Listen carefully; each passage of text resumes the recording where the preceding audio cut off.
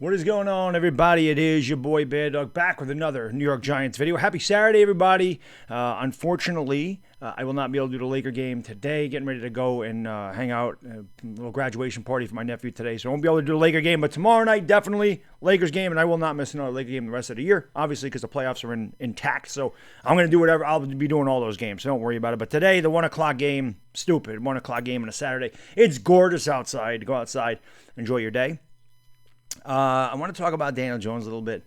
This has been a topic this offseason, the whole Jalen Hurts, Daniel Jones thing. And I think LB and I need to have a one-on-one when it comes to Hurts and Daniel Jones. I'm not going to talk about Jalen Hurts in this video, though.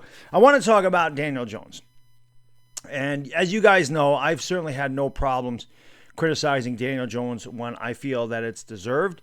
And at the same time, there is definitely a part of me that feels like Daniel Jones isn't the guy. And there's a part of me that feels that he is the guy. This season, there are no excuses. None. This is it. If he can't perform with what's there now, he's not going to. Now, I understand that if there is a such thing as Daniel Jones apologists, they will use the excuse that the offensive line is not very good. And obviously, the offensive line is a question going into this season. It was not good last year. It was not good the year before. Hell, it hasn't been good in years. But Joe Judge, Dave Gettleman and company feel that the draft that they had last year when they addressed the offensive line is good enough. They get Nate Solder back. Now, while Nate Solder didn't really play well for us since he's come here, he's been going through a lot of personal things. And I don't care if you're a professional athlete or what, you're human. And when there's something going on with your kid, take it from a dad, you're not going to be there 100%. It's going to be hard to focus on whatever you're doing. So I'll give Nate Solder a pass. If nothing else, Nate Solder brings a lot of veteran leadership to the line and to the locker room. I feel like they missed him in that aspect last season. I have said before, these rookies came in here and their first NFL experience was they were right into the fire. They didn't even get into the frying pan. They went right into the fire. They didn't have preseason games, guys. They didn't get a chance to get acclimated to NFL speed, defensive schemes, and everything else. They didn't have any of this opportunity. So I am going to give this offensive line the benefit of the doubt and expect them to improve. Now, I'm not going to say that they're going to be a top 10 offensive line by any means. It's still a massive question mark, and I'm not about to sit here and sing their praises, but I do believe that this offensive line can be good enough. Now, getting Saquon Barkley back is obviously enormous. Saquon Barkley has got to stay healthy, and if he does, he is a massive part of what we do on offense. Daniel Jones is much better with Saquon Barkley there with good reason. Defenses can't just pin their ears back and blitz Daniel Jones if there's a threat of a guy that can go the distance at any time from the backfield. He is obviously an extremely integral part of the New York Giants offense.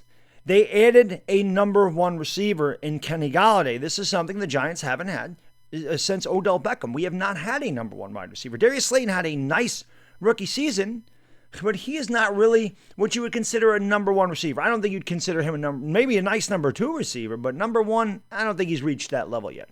Kenny Golladay, 6'4". He gives Daniel Jones a really nice red zone target. That's something else that the New York Giants haven't had since Daniel Jones was drafted in 2019. They also added Kyle Rudolph. Now, while Kyle Rudolph may not jump out of the page, you go, wow, that's a sexy tight end right there. Kyle Rudolph barely drops passes. Of course, I say this and watch the first pass that Daniel Jones throws him, he's going to drop. Inevitably, that's going to happen for whatever. It's just going to happen. Just expect him to drop a pass. I don't know why I feel that way, just because he doesn't drop passes, just expect him to do it. But there's another really good red zone target for Daniel Jones. And on top of that, Sterling Shepard, a healthy Sterling Shepard, one of the better slot receivers in the NFL, definitely poses a threat in the middle of the field. And then, of course, you draft Kadarius Toney. And Kadarius Toney is a Swiss Army knife type of receiver. He can do a lot of things. You can line him up inside, outside, in the backfield. You can run bubble screens, end arounds, double reverses, even a little bit of wildcat with Kadarius Toney because he can pass the ball a little bit, okay? I don't want Kadarius Toney throwing 10 passes a game, but it is a matter of fact that they could run some trick plays with the guy because he can't throw it a little bit. He was a high school quarterback. So Daniel Jones certainly has the pieces around him and the talent around him to succeed this year. And there is a full offseason with the OTAs and the mini camps and the training camp and some preseason games. And it is his second season under this coaching regime. There should be no excuses. Daniel Jones don't know the playbook. Jason Garrett's playbook stinks and blah, blah, blah. And he's learning a new system and the COVID and everything else. No excuses. There are no excuses. Daniel Jones needs to take that step forward in 2021. If the New York Giants are going to compete for this division, and deep down inside, I truly believe that they will, okay?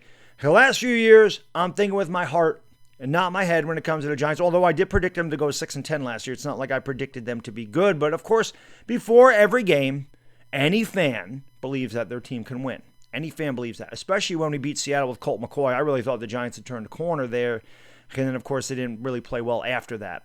And Daniel Jones wasn't healthy. That's the other thing. Daniel Jones needs to play a full 16 games. Now, I know the injuries he suffered haven't been serious, but they've certainly been nagging. And there was a lot of talk that Daniel Jones' ankle was never really completely healthy when he hurt it, and it was never healthy for the rest of the season. So that can't be an excuse either. He's got to be completely healthy. That's a big part of what Daniel Jones does. Now, again, Daniel Jones has to be better when he slides, or when he takes off. He's got to be better at sliding. Obviously, you can't face plant when you have a wide open field, and he can't take unnecessary hits as a quarterback. That goes for any mobile quarterback, not just Daniel Jones. But he's got to do a better job of sliding. He did cut his turnover-worthy plays down in half last season, which is pretty impressive.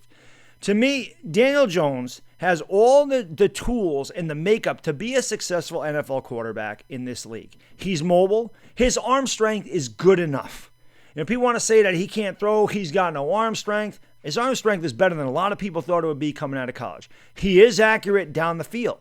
Daniel Jones' biggest problem, and I've mentioned this ad nauseum, is his lack of ability to go through progressions at a rapid rate and to hit receivers when they're open. He tends to delay, and when you delay a split second in the NFL, it allows the cornerback to catch up because the speed of the NFL is absolutely ridiculous. And in the NFL, you have to throw your receivers open at times. Daniel Jones needs to have confidence in himself and in his throws. He has to understand when he lets it go, he has to feel, I'm going to complete this. He can't have any doubt, because when you have doubt, that's when you don't play well. And I understand when you're getting knocked around like a pinball, you may not have a lot of confidence in your offensive line. I get that. When you're on your back pockets all the time, it's going to be hard for you to be, confident in what you're doing. But sometimes I feel like maybe, they can say they don't listen to the media, but it's there. And I know they hear these things. When Daniel Jones keeps hearing about the turnovers, naturally as a human being, you're going to start thinking to yourself, I can't turn the ball over. I can't turn the ball over. Daniel Jones can't think that way. Daniel Jones has to play like he did his first game in the NFL against Tampa. He did have a couple turnovers in that game, okay? But he played incredibly well. He threw for over 300 yards. He had 2 rushing touchdowns and 2 passing touchdowns. He just played football, and he believed in what he was doing. I feel like Daniel Jones needs to play like that every week. And I always go back to America's game, 1986 Giants. The Giants' offense was not good for most of that year in 1986, and going into the Minnesota game, you can hear Phil Simms say, Bill Parcells told me before the game, listen, take some chances. I don't care if you throw 4 interceptions. And after that, Phil Simms dominated the rest of the year. And the Giants got red hot, and they cruised to a championship. One of the best Giants teams ever. And some people would argue, but I think 2008 was better, but they didn't win the whole thing, so you can give the nod to 86. But I feel like Daniel Jones needs to play that way. Not with reckless abandon, not where he's really loose with the ball and makes some really poor decisions. But I feel like Daniel Jones does need to take some chances, and I feel like Daniel Jones needs to just be confident in what he sees on the field. And I feel like if Daniel Jones can do these things in 2021, that he can be in the top half of the league in quarterbacks. I'm not going to say a top 10 quarterback, but I do believe that Daniel Jones can be a top 12, top 14 quarterback if he has faith and confidence in what he's doing. And the New York Giants have given him the tools to do as such. I expect a good year for Daniel Jones. Not saying this guy's going to put up Russell Wilson or Aaron Rodgers numbers, Tom Brady, Pat Mahomes. I ain't comparing him to that. Not even Dak Prescott. A successful season, everybody says Daniel Jones. I'm not Daniel Jones. Baddog, what do you consider a successful season for Daniel Jones? And I always go back and I say 2008 Eli Manning. Eli Manning, 2008, 21 touchdowns, 10 interceptions. Now, I know the NFL has changed in the last 13 years, but maybe not those particular numbers. But what I'm saying is Daniel Jones doesn't need to try to do too much. Make the throws and he's there. Daniel Jones, statistics aside, needs to prove that he can lead the Giants back when they're behind, and he needs to prove that he can beat better teams in the NFL. I'm not saying the Chiefs, I'm not saying the Bucs, I'm not saying these Super Bowl teams, but teams like the Raiders, teams like the Chargers. They're not the best, but they're good. He has beaten Washington a couple times, okay? But he needs to prove that he can beat these teams on a regular basis. He needs to beat the better teams in the NFL. He needs to go into New Orleans. He needs to beat the Saints. You know what I mean? He needs to beat those type of teams. So, and it would be nice if we could beat a team like the Bucs or the Chiefs. Maybe that would really give him some confidence. But successful to me, like I said, showing leadership on the field, having faith in your throws and confidence in what you're doing. If you want me to put a statistical, statistical successful season for Daniel Jones, 3,500 yards. That's a little bit more than 200 yards a game. So that's not asking too much. 3,500 yards. 28 touchdowns in 17 games. I don't think that's out of the realm of possibility. So I would say 3,500 yards, 28 touchdowns, 12 picks, and limit your fumbles. I think that's successful for Daniel Jones. I don't want to see 14 touchdowns and 11 interceptions. That's a failure. I don't want to see that. 2021 is make or break for Daniel Jones. I expect Daniel Jones to do well. I'm not saying that he's going to be a top 5 quarterback. I'm not saying he's going to be an elite quarterback, but I expect him to be a lot better than he was last year. Giants fans should expect the same thing, but it's all up to Daniel Jones and what he, does with these pieces around him. So that's all I got in this video, guys. I ran long. Sorry about that. If you made it this far, do me a favor, like and subscribe. And, of course, let me know what you think about Daniel Jones going into 2021.